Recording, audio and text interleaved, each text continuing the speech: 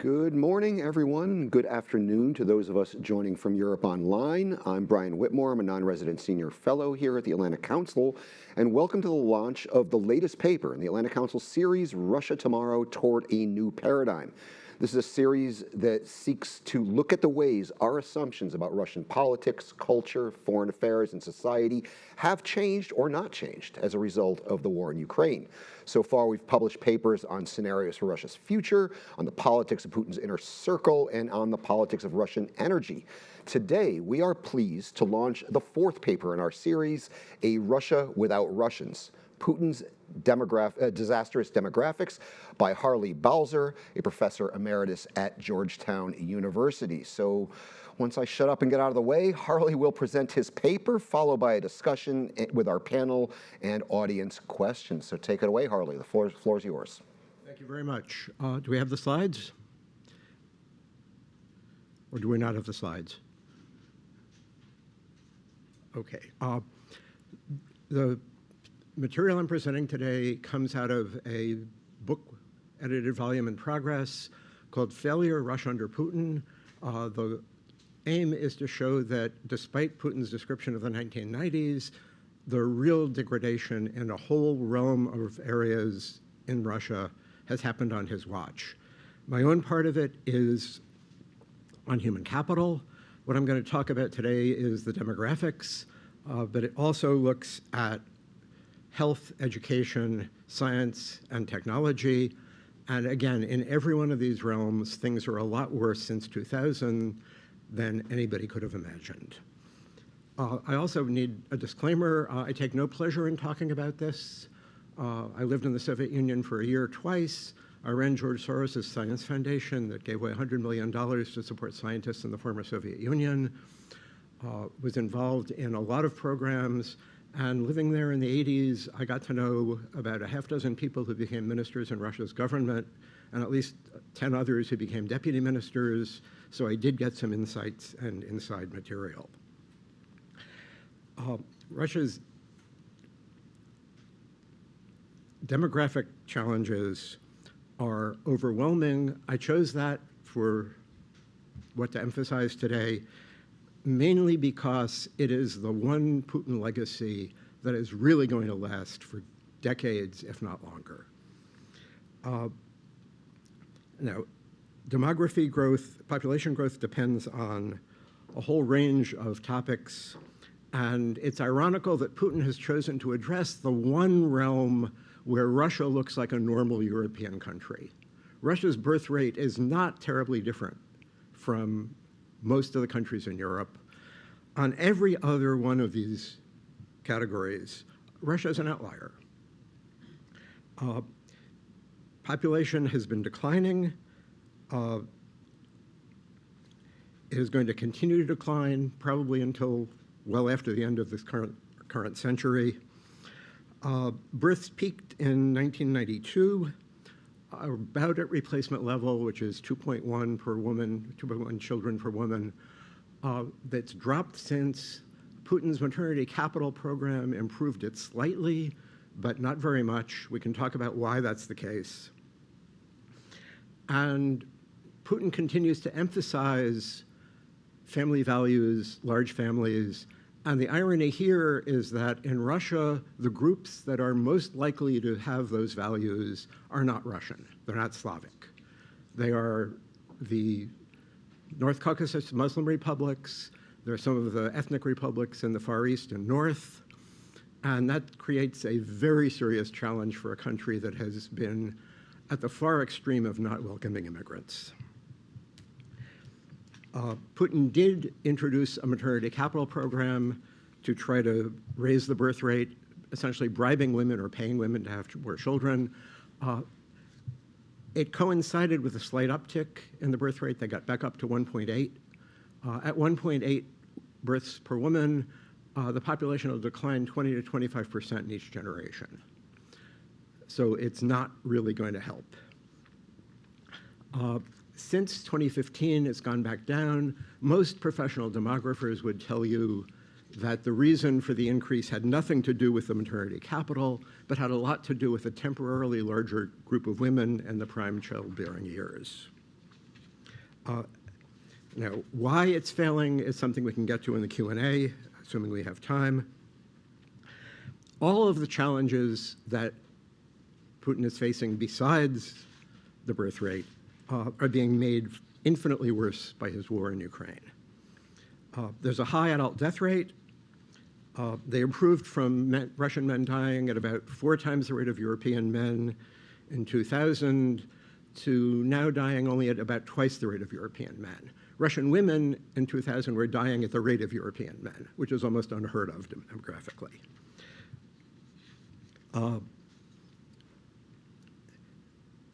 The war, of course, is making this worse. The best calculations I've seen on casualties would be about 200,000 dead and 300,000 injured. That's US government and some personal communications with Russian demographers.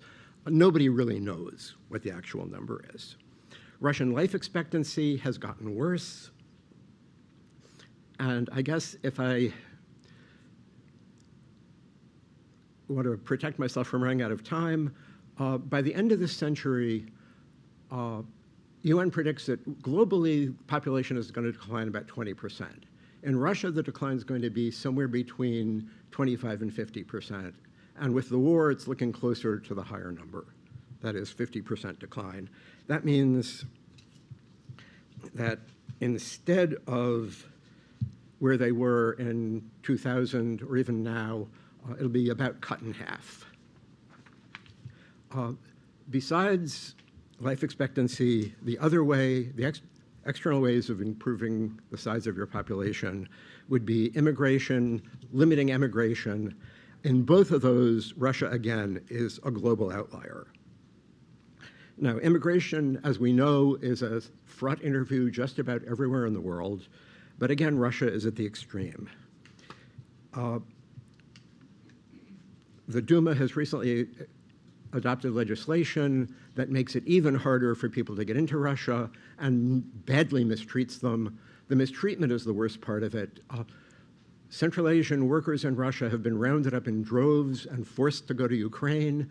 Uzbeks were actually imprisoned for 10, 15, sometimes 25 years in order to be able to sell them a deal like the one that the Wagner Group was giving to Russian prisoners and force them into the military.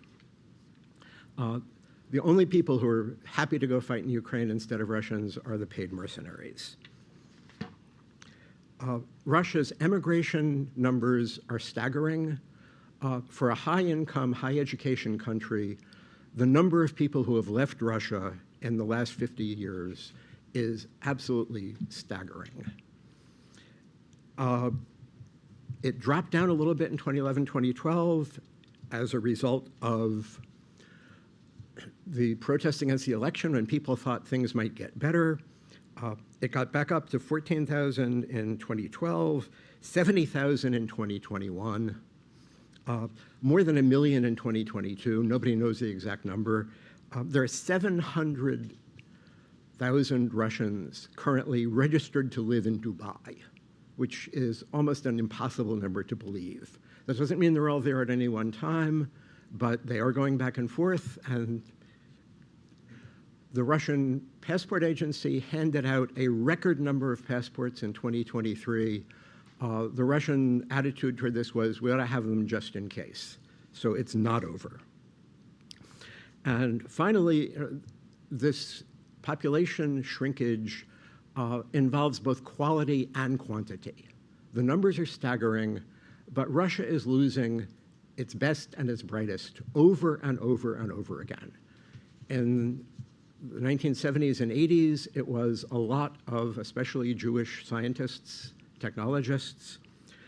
That changed a little bit, but somewhere like 500,000 IT specialists have left the country in the last 20 years, and they are being replaced overwhelmingly by low education, low skilled workers from now just 5 countries in Central Asia, and after the Crocus Hall massacre, that's down to 1 country. In 2023, Tajikistan provided half of the immigrants to Russia. I'm sorry, and now that you've had the Crocus massacre, that means that that is drying up. They're being rounded up and also shipped. Foreigners are being recruited to come to Russia as workers and then being sent to fight in Ukraine. That's a very short-sighted policy. They get a hold of cell phones, they tell their families, people back home are not going to be willing to go to Russia. So he's made the country unattractive for mothers, for migrants, and for emigre Russians. The number of compatriots going back has declined markedly. I guess you could say that the entire Russian Soviet population policy was about punishment and bribery. I can go into details on that. And Putin now thinks that paying women to have children is the answer to his problems. That's not the case. And his legislature lately has been adopting a slew of policies that is going to make it even harder for Russia to ever get back to where it would like to be in terms of population size. What that means for the economy and for military ambitions ought to be pretty clear. I think I'll stop there. Thank you. Thank you, Harley, for that fascinating and disturbing, depending on where you're sitting from, presentation. The way we're going to proceed now is I'm going to come at Harley with a couple of questions, then we're going to go to the panel for discussion, and then go to Q&A. Those of you online that want to send a question, go to @ac.org. Is that correct, or is it askac? @ac.org. Harley, I want to kind of zero in on a couple things. You note in the paper that, and you noted in your presentation, that Russia's demographic troubles are not unique. They're pretty common for highly educated, wealthy countries. You say, and I quote, Putin's war in Ukraine has undermined all the potential sources of population growth. Could you elaborate on that a bit? Because I found that bit interesting, because it goes right to what the heart of this series is all about. Okay. Well, there are some countries in the world that have managed to offset the population decline. Not a lot, but some. And they've done it by a whole range of policies that address women's needs: prenatal care, postnatal care, housing, time off from work, family leave in some places for both women and men. It's a whole range of things. Mm-hmm. Putin is depending just on the maternity capital. Mm-hmm. They're not doing much else. The latest versions of it have a little bit of housing support. Maternity capital, incidentally, you're eligible when you give birth to the child, but you only get any money at all at age 3. And his problem is that the amount of money involved, even though they keep raising it, is enough to be attractive to people in villages, small towns, mm-hmm. and in some of the non-Russian republics. What they do not really allow is improvement in the urban areas, and that's where 75% of Russians live. Russian women who have given birth in a Russian non-private clinic hospital overwhelmingly say once is enough. Going through that experience is not something they would ever want to repeat. And there's a growing global trend, Russians are writing about this a lot, by the way, saying that people are more likely to not have children at all. And St. Petersburg is probably the world leader in this. 56% of households in St. Petersburg in Russia are single adult households. That really impairs the ability to raise large families. And he also doesn't use a lot of the qualified population he has. He's declared war on women, on gay and lesbian people, on trans people. That's wasting an enormous portion of your population. Just following up on that a bit, Harley, there are policies, as you note in the paper, in places like Sweden and France, things like prenatal, postnatal care, parental leave, daycare, preschool programs, housing supports.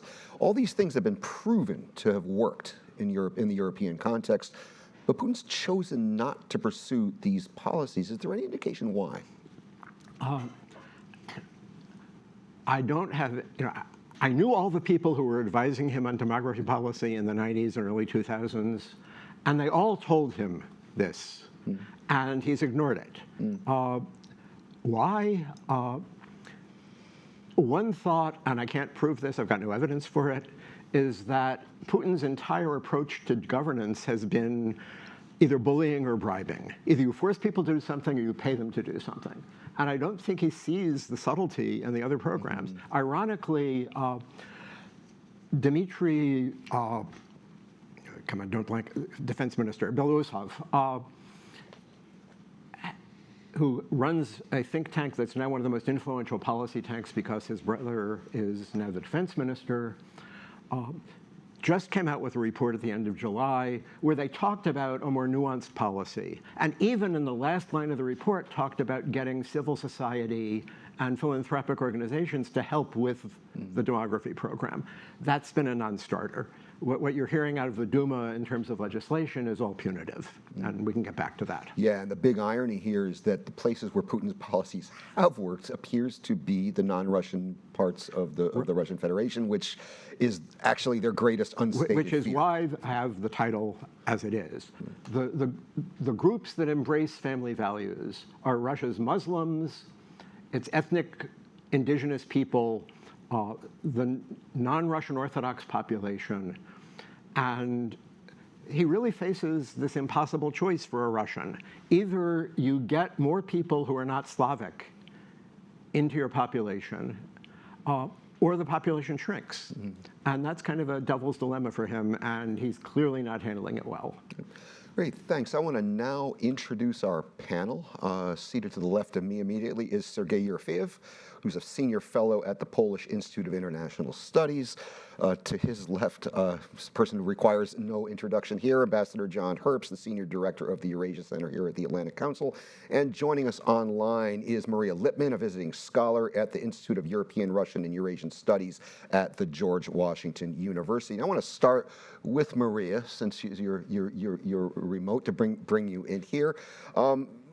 Maria, you and I were kind of communicating online before this this event, and you made a point that Putin seems to have sacrificed one of his key priorities, demographics, for the sake of this war against Ukraine. Why is this the case, Maria? And is this part of some broader pattern? Well, first of all, thank you very much for the invitation, and thank you, Harley, for your thorough and detailed account. The issue here, I think, is that of priorities and trade-offs. And this is indeed key to any decision maker, and Putin is not an exception. It is true that the Russian demographic was among Putin's major concerns. The statements that he made, his policies, the government investment aimed at improving the general trend, all point to that it was a priority for Putin. And the word catastrophic that actually Harley uses in his paper to describe the Russian demographic situation, Harley is not alone to use this word. Actually, 3 years before the war, in July 2019, Tatiana Golikova, deputy prime minister, spoke about catastrophic decline of the population number, and I quote, she would hardly have used such strong language if handling the decline of population had not been one of Putin's priorities. However, the priority of national development, of which demographic, of course, is an important part, has been sacrificed for the sake of another priority, and that is the priority of sovereignty, which Putin understands as Russia's unconstrained operation on the global stage. So what happened here and why the demographic policy has actually brought Russia down to this catastrophic situation that Harley has described is obviously a shift of priorities. And this is not the first time that it happens. Actually, time and time again, Putin, who has a variety of priorities, picks one over others. I would cite just a couple examples. In 2003, while Putin obviously took personal effort to attract foreign investment, he had Russia's most successful tycoon, Mikhail Khodorkovsky, arrested. Obviously, because removing Khodorkovsky became a higher priority for him than Russia's business climate. Now, business climate was a high priority throughout the 2000s and 2010s, and yet more and more businessmen fell victim to predatory FSB security service operators because the empowerment of security forces became a higher priority than business climate.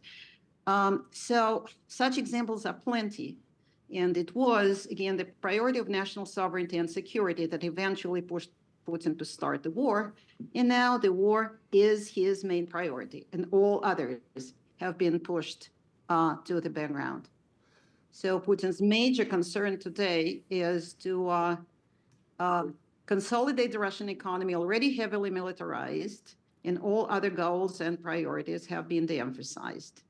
So this is where we are today, and the demographic trends may be catastrophic for Russia's distant future, but not for Putin's Russia of today. And as so many autocrats before him, Putin is not concerned about Russia after Putin, and whether demographic consequences may or may not become catastrophic. This is not a matter of a few years, and this means that it has moved, these issues have moved to the backseat. Plus, the public mood may not be that of happiness and rejoicing. However, people today in Russia are certainly not a problem for the government, and certainly not inclined to rise against the government or demand the end of the war. I will cite a very recent polling data, actually from a July poll, in which people were asked which feelings have grown stronger lately. And the question was worded such as your own feelings and the feelings of those around you. And the number one of the feelings that have grown stronger lately was pride for our people. And the number two was hope. And all other feelings were less popular. Actually, what Harley is talking about is absolutely true, but it is not a priority and will not be in the years to come. And what is very important here is that the consequences, well, by the end of the century, Russian population may become half of what it is today. This is not what is of concern for Putin today. He will not live through the end of the century. It is not likely that of all the problems that the war has created, demographics is the most important one and will remain the most important one in the near future. The problem, final point that I'm going to make, actually the point of ethnic Russians will become a smaller proportion of the Russian population, and actually the non-Russians, for a number of reasons that Harley mentioned and that are considered in more detail in his paper. Well, this is also a slow process. In 2021, Russians accounted for, ethnic Russians accounted for 72% of the Russian population. In 2024, this number has gone down to 71.7. So this is a slow process if we actually accept Putin's criteria, and he is concerned about what is going on today. I would make one final remark on the number of those who left Russia. Actually, the number is not precise, and it is hard to estimate it accurately. However, a very thorough recent analysis, and this data has been published just very recently, gave an estimate of 650 Russians who have left since the beginning of the war. This is a much more modest number than any numbers that were cited ever since the 2022, the first wave of immigration caused by the war, and then later in 22 when Putin's quote-unquote partial mobilization has driven many young people to leave Russia. So many of them have come back. So the final estimate is not about 1 million. It's rather between 600,000 and 700,000. And I would stop here. Thank you. Thank you, Maria. And actually, I wanted to just give Harley a chance to briefly respond to this, because what Maria seems to be saying, and I tend to concur with this, is that Putin tends to be interested in what he needs now. Whether we were talking about the Khodorkovsky case, which Maria alluded to, or this issue of demographics, it shows that Putin kind of prioritizes the tactical over the strategic. Do you see this pattern in general here, and does this reflect itself in the demographics as well? No, I mean, Putin is transactional, Yep. and I've had Russian friends tell me that he really doesn't care about the demography. He just talks about it because he has to. Although in the paper I do suggest that one reason for his invading Ukraine at the time he did is that he realized economically and in terms of demography, Russia was never going to be in a better position to do that in the next 20 or 30 years, so he better do it now. But we can't prove that one. Go ahead. This kind of sets us up nice to go to the question I wanted to ask John, and that is, how do Russia's demographic troubles factor into the geopolitical struggle between Russia and the West and the war in Ukraine? If Russia is in long-term demographic decline, which it clearly appears to be, what does this mean for great power competition going forward, John? You know, I've been here at the Atlantic Council for 10 years, working principally but not only on Moscow's war of aggression against Ukraine and what that means for American interests. And because this war is so important, especially since the large invasion, everyone and his uncle feels a need to comment on the war, even though they don't know very much about Russia and even less about Ukraine. And the reason why I'm saying this is, and this is one of the reasons why we asked Harley to do this paper, of course he had actually done the work in terms of the book before we connected with him, is that if you read the quote-unquote common wisdom spoken by eminent commentators, again, who are not very familiar with Russia and even less with Ukraine, it's about this massive Russian demographic advantage, right? Russia's population is 3 times as large as Ukraine. And therefore, this is one of the 2 reasons, along with, well, one of the 3 reasons, along with the larger Russian economy and the larger Russian defense industry, why the mathematics, and I've heard eminent scholars making this point, the mathematics mean Russia is bound to win this war. But if you know something about Russia, you know exactly what Harley has uncovered with this excellent report. And for that matter, Sergei and I did a paper on the Putin exodus several years ago, which talked about this before the big invasion. You know that Russia has a substantial demographic problem, which means that their so-called advantage in the war against Ukraine, which again is only part of Putin's revisionist policy designed to take out American interests and Western interests, is seriously flawed. So the geopolitical consequences are absolutely apparent, which is that Moscow's quote-unquote demographic advantage is far smaller than the experts who don't know much about Russia and Ukraine say it is. And that, of course, has a very important impact on how this war will play out. So the notion that Moscow, because it has a larger population and a larger economy, which of course has been seriously hurt by sanctions, which are not as successful in getting Putin to get out of the war, but successful in hindering the Russian economy to provide war materials, all suggest that Moscow does not have the staying power to win in Ukraine as long as Western policy is strong, or rather, Western policy does not weaken beyond where it is today. So the geopolitical consequences are enormous.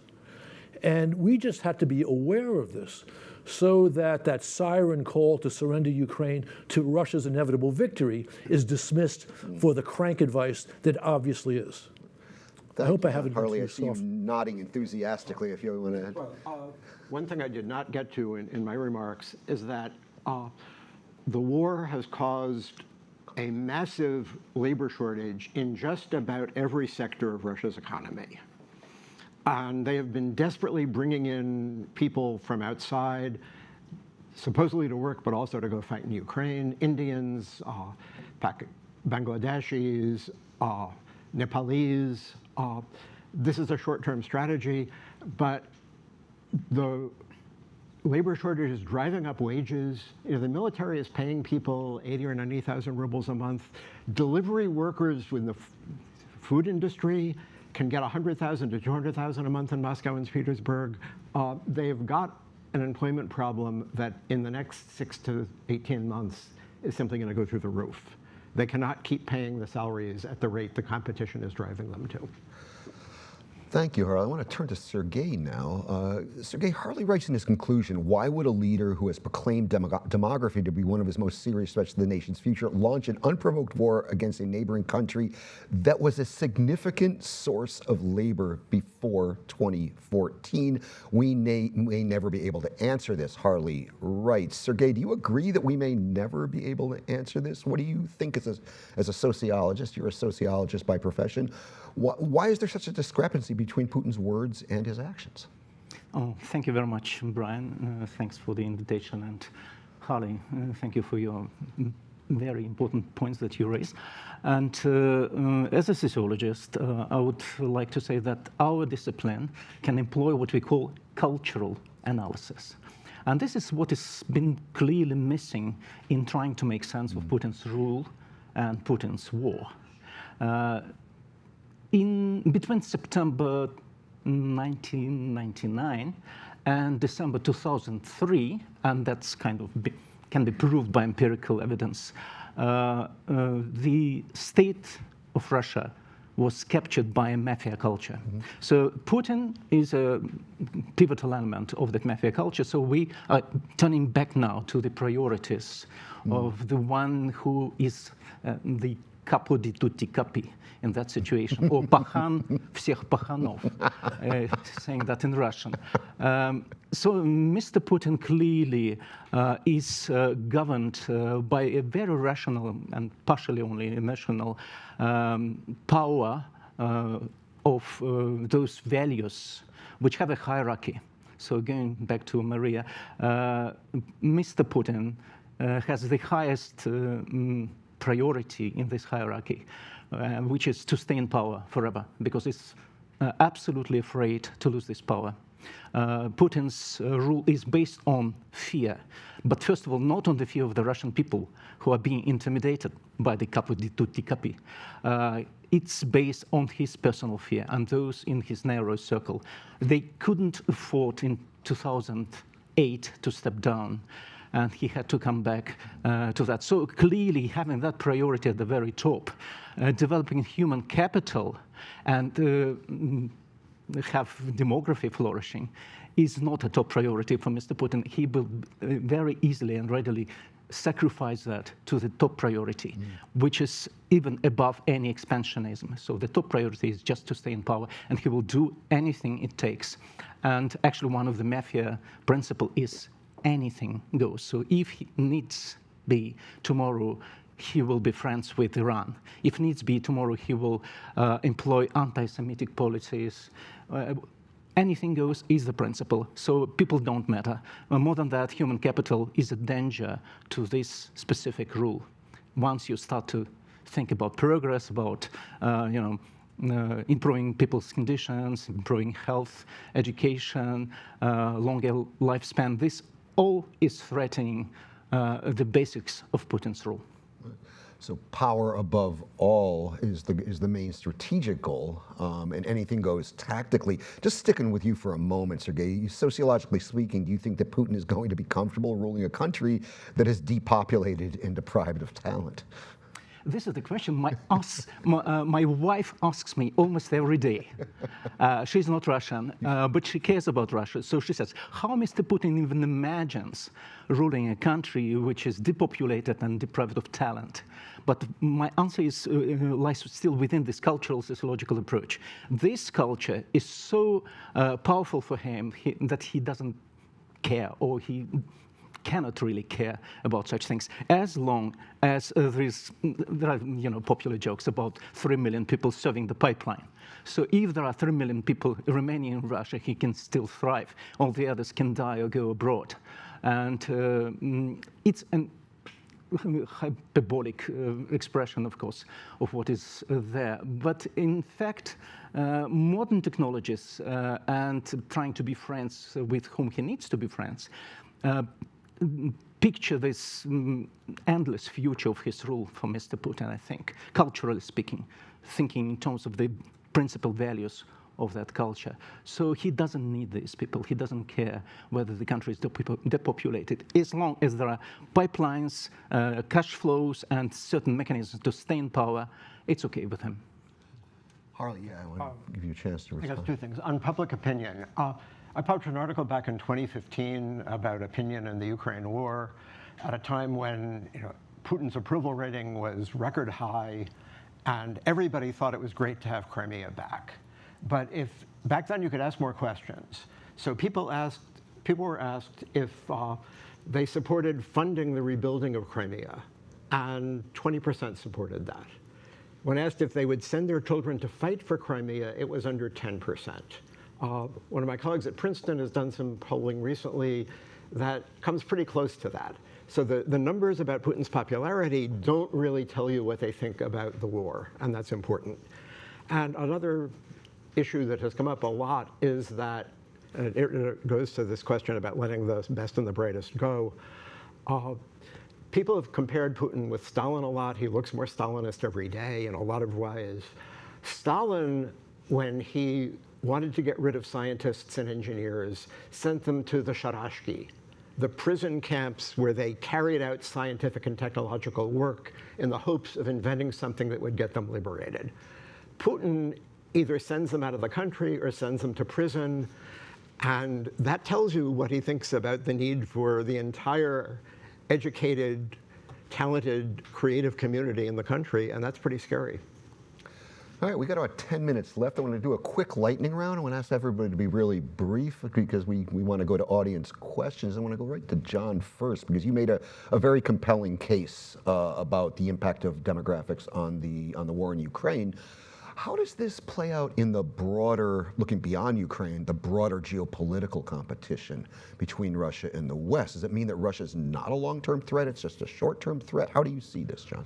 Russia remains a very dangerous adversary of the United States and the West, principally because it is our peer nuclear power, the only one. It's peer nuclear power of the United States. It is very aggressive. It is very provocative.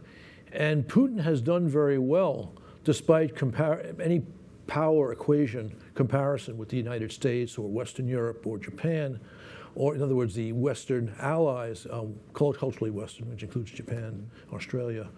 But he's done relatively well with his war, for example, on Georgia, at least the beginnings of his war in Ukraine before the big invasion, because he's relied on weak Western leadership. And sadly, he's been proven right on that reliance. For that reason, he will remain dangerous as long as he's in power. But there's no question he is eroding the basis of long-term power, which is a stable population, a vibrant population, and a strong economy. So he is eroding that basis. But he can still do a great deal of damage, especially if he continues to bluff us from defending our interests. Thank you, John. I want to turn to Maria now. I know Maria, you have been keeping up with how the mothers and wives of the mobilized fail to generate broad support and whether ethnic minorities indeed are bearing the brunt of the war casualties. This is kind of related to this topic and the war in Ukraine. Maria, if you could briefly kind of talk about that, if you would. I would. I would like to say before that actually on the issue that Harley just mentioned, whether people are happy or unhappy about the national wealth going for the goal of the war. Actually, whenever people are asked in focus groups, so do you think the government should fund the war or Russian military might more generally, or spend more money on social needs? The answer is invariably both. People do not make choices here, and they proceed from the assumption that it is not their business, and the government somehow should perform well on both counts. It is not that people are not necessarily pro-war, but to get to your point about mothers of the mobilized, I would say the general mood in Russia is not that of pro-war or anti-war. Rather, I would say what is very, very common is people being anti-war, by which I mean that they may be disturbed and they may find the war disquieting, but they do not approve those who get active and who oppose the government on the issue of the war. Now, the organization that you mentioned that brought together wives of the mobilized, the way they call themselves, I think is a very telling example of the public attitude. This organization brought together a group of women, not a very large one. They had a very clear cause and a very humane cause. Their goal was, as they put it, bring our men home. But they did not have any sizable public support. And this is what I describe as people in general are anti-war. Now, what happened was the government did not crack down on this movement originally. I think the government decided it would look just too bad if a group of women would be beaten or jailed. But seeing that there is, as expected, not much support for the group, the government gradually began to exert pressure on them. And just very recently, the leader of the group was fired from her job. And I think just yesterday or maybe the day before, she announced that she stops her activism. This shows that the government actually has command and control over the society, and it is fairly successful in it. It is not all about intimidation. I think the government, the Kremlin, has a good understanding of the public attitudes and knows how to handle the society so that the people are not a hurdle. I think this is the main goal of Putin's government, that the people not be a hurdle to decision makers. Thank you, Maria. Now I want to turn to Sergei, which with a question about the situation with human capital inside of Russia at the moment, given this demographic decline.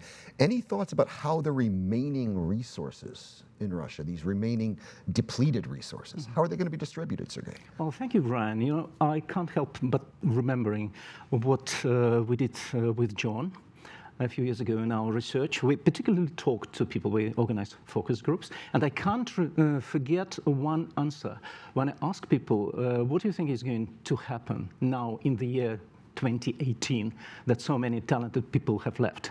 And they would say, we are confident that there's such a pool of talents, there is still good education in Russia, so it will continue. Clearly, today the situation is different. And I think that even the remark from the audience last time, a few years ago, when Ambassador Alexander Verzhbo said, yes, but Mr. Putin still keeps the best people to build his missiles, etc. Then I was skeptical. I didn't say anything to Ambassador Verzhbo. But today I think he's right. Even that is really seriously undermined. Let's just remember, the structure of the remaining human capital is has to be in focus here. We should not only talk about numbers, but also about the quality. And let's remember that already dozens of highly trained, experienced, deserving academics, high rank, even academicians of the Russian Academy of Sciences are being persecuted criminally. Some sent to prison, some died in prison. So these people are going away that way. The other people, the scientific, technological, human capital, is going through the other door, and we perfectly know what door. So what is remaining there is clearly calling the Russian economy to address China, to address some parallel import schemes, to replace what is missing, not only in terms of numbers, but also in terms of technology and quality of science and engineering in Russia. Yes, the situation has changed over the last 5 years. The structure of the human resources is such that there are still talented people who simply do not have resources to leave the country now. That has to be understood clearly. All who had resources have already left. And if some people are living now, it's just in single digits, maybe. So yes, indeed, the structure of human resources is extremely important. We should pay attention to that as well. And because it also implies that these educated people one day will support the strong, crystallized anti-Putin movement in the country. Harley, you got 2 minutes. Okay, first of all, an outline of the book chapters is out on the table if anybody wants to see what the forthcoming book is like. On the treatment of scientists, Putin has ordered the arrest, or his government ordered the arrest of at least 16 scientists from Novosibirsk. Some people might remember that back in 2018, he put up this video show of his new hypersonic missiles and weapons. Among the scientists who have been arrested were 3 of the people responsible for working on the Sotomat missile, which was his premier, this is the world game-changing weapon. It is also a case where the corruption in Russia undermines the military. When they tried to organize the first flight test, 300 billion rubles were moved to a company to do it, and overnight a third of it disappeared through, they stopped counting the opaque electronic transfers at 18. So the system is still riddled with the kind of corruption that Putin engaged in, even in Dresden and especially in St. Petersburg and since then. So his treatment of the most important realms is really questionable. Great. Thank you, Harley. And this brings us to audience questions. There's a couple housekeeping things. If you want to ask a question online, it is at ac.org. Those who are here, there is a microphone. I am going to abuse the moderator's privilege and give the first question to Melinda Herring, which came in online. She says Ukraine has a serious demographic problem too. Ukraine was under replacement before the war, and even worse off now. It's important to acknowledge this reality. Harley, I know this paper was about Russian demographics and not Ukrainian demographics, but have you looked into this? Because Ukraine is having demographic problems right now. Its younger generation is small. The younger generation is small, as in most European countries. A lot of people are outside the country, women and children in particular. It is going to be a problem in both places. I'll try to be very brief on this, but Ukrainians are a lot more likely to go back if this war ends in a decent way for Ukraine. An awful lot of the Russians will not go back until Putin is gone. Right. And the data on compatriots going back that I have in the paper really backs this up. Yeah, and these demographic problems are basically affecting Ukraine's mobilization because the draft age is 25, which is high by Western standards. I think we'll have our first question from the live audience here. Yes, David Abramson from the State Department. I look forward to reading your book, Harley. My question, I'm most interested in the short-term impacts of demographic changes in Russia on its ability to execute the war. And I know a lot of this is about long-term trends. But as you've alluded to, there are impacts on different sectors of the Russian economy, the defense industrial base and the number of workers that can be brought into that, agriculture, Russia's ability to export to so-called global south countries, and the loss. Is there any short-term loss in leverage as a result of that as they try to reorganize and move workers around within Russia between these sectors, and where are the greatest strains? Okay. There are real problems in the defense industry. They claim to be operating 3 shifts in most factories. The average work week in defense industry is now 60 to 70 hours a week, which suggests that people are working 1.5 shifts.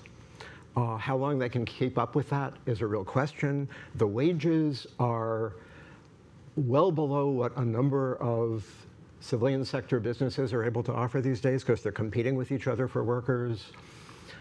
And the pressure on them is enormous, including, of course, the pressure to support the special military operation financially. So whatever they're being paid is probably less than what they're getting in the pay envelopes. Yeah. I'm going to stick with the live audience here. I see Ambassador Dan Fried has a question. Dan? Yeah. One comment.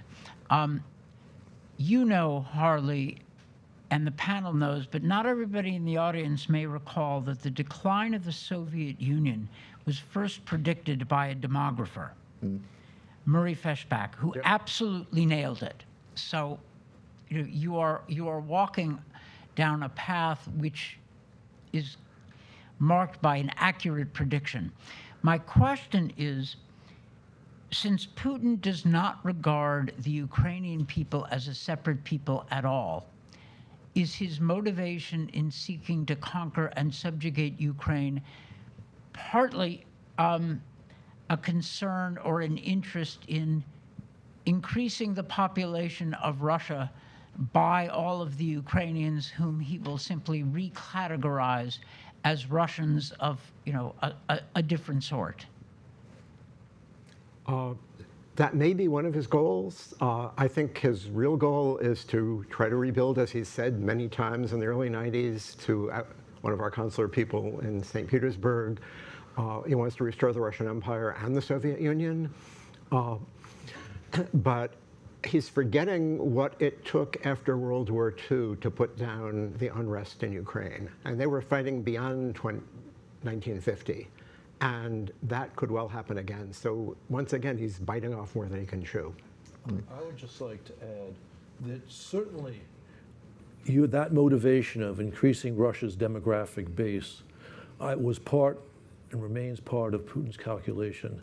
And we've seen that through the truly horrific policy of kidnapping Ukrainian children and raising them as Russians. And we have reports, although not great data, on youth in the area of Ukraine occupied by Moscow since 2014 in Donbass and Crimea being sent as soldiers to fight against their co-nationals. So that's one part. But this picks up on, the second point picks up on Harley's observation.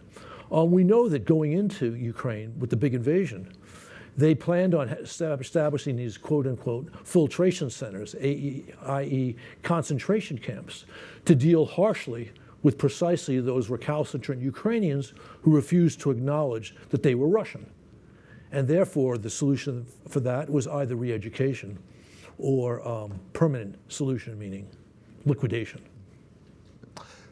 Thank you, John. I'm going to go to a question, an interesting question I got from our online audience. It's from Hannah Kent.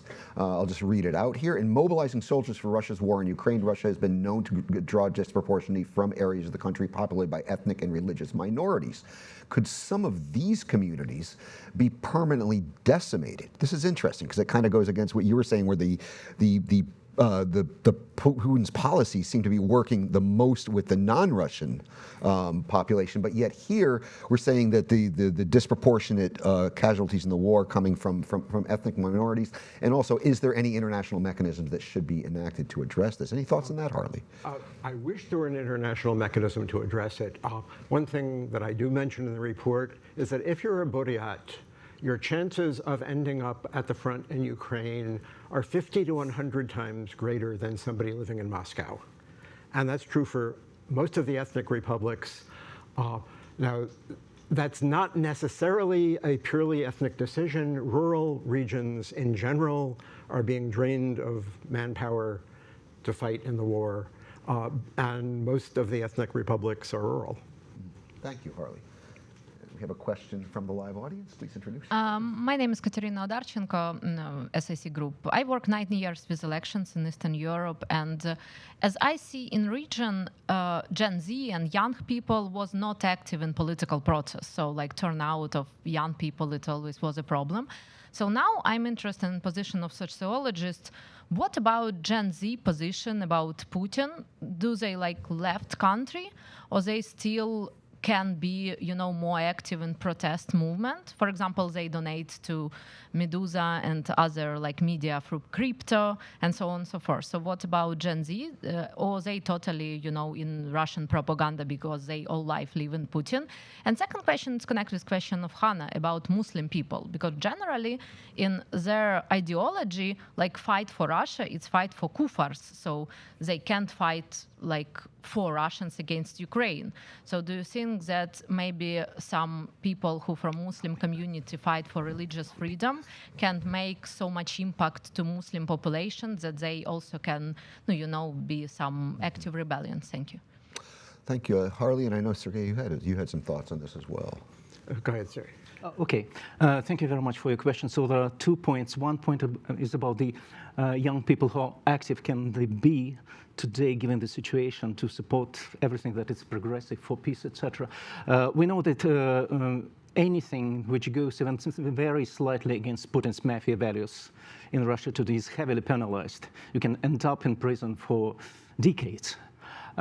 So these young people can only be actively supporting any anti-Putin project if they live abroad, and they do a lot in that respect. And they do not only support Meduza or some other independent media in exile, they actually give money to Ukraine. There is some dispute whether you should also give money to Ukrainian armed forces, and some people do that, or you should rather support humanitarian action. And that's what many Russians did during the first year, especially I observed it myself in Poland, in Warsaw, how strong was that support. The second point is about the situation with human resources for the war. It should be actually mentioned that what Harley said about the huge disadvantage for Burats, etc., this phase is behind us already. It's in history, practically. And one important thing to know today, in order not to give in to Putin's bluff, is that he is in serious crisis with human resources to fight the Ukrainians and to conduct not even a major offensive, but to advance maybe another 100 meters at the expense of thousands of human losses per day. So what he's doing now is raising the payouts to those who are willing voluntarily go to the front line. And that's no longer just about the ethnic minorities among the Russians, that any deprived social group which would be seduced by 400,000 payout plus the similar amount from the regional governments. Super, thank you. We literally have 2 minutes left. I want to go one last quick question, one last quick answer from Harley before we wrap it up. Hi, my name is Nico Makura. I'm a master's student at Georgetown University. To the point about Putin not caring about a post-Putin Russia and his emphasis on maintaining his power, is part of the brain drain a tactical calculation that he fears an educated populace and a strong and vibrant civil society? Sure. That's an easy one. He has been, that's the point I made about the difference between Putin and Stalin. Stalin kept the people in jail and put them to work for the country. Putin just wants them out or dead. Those are the two options you've got. And for the previous question, one interesting thing for the non-Russians is that they're all intimidated. They cannot say what they want to say. Nobody can say what they want to say anymore. If your child says the wrong thing in school, you get punished, and people are being hyper careful. But if you look at the number of non-Russians crossing our Mexican border, it has really increased substantially. And to me, that is a pretty good indicator of what a lot of people think about the war. Thank you, Harley. I wanted to actually give Masha a chance to respond to any of these questions because you're not physically with us, but you're with us in spirit. We literally have about 90 seconds left, Maria. I will say a couple of words about the young people, because they want to talk about the young people in Russia. I'm not talking about those who are abroad. After all, they are a small minority. However, there are lots of ways that ban in Russia. I think it's a technical problem. A fairly reliable. Young people are not interested in politics. This is what all polls show. And actually in Russia, one can afford to be not interested in politics and not interested in the war. There's a question asked every month of people whether they follow the developments in Ukraine. And actually, there's always a minority, and this minority is even smaller among younger people. Those who say that they follow the developments, who are interested. They pursue their own lives. It's not that they are necessarily loyal or extremely disloyal. They go on with their daily business. This is something that is a fairly broad perception in Russia. And this is something that people cannot afford if they are in Ukraine. And this is an important distinction. Great. Thank you very much, Maria. And that kind of brings us to the end. I want to thank everybody for your attendance and your attention. Please read Harley's paper. It's a great paper. I learned a lot editing it. And you can get that online at the Atlantic Council's website. And Harley, we're all looking forward to your book. So thank you.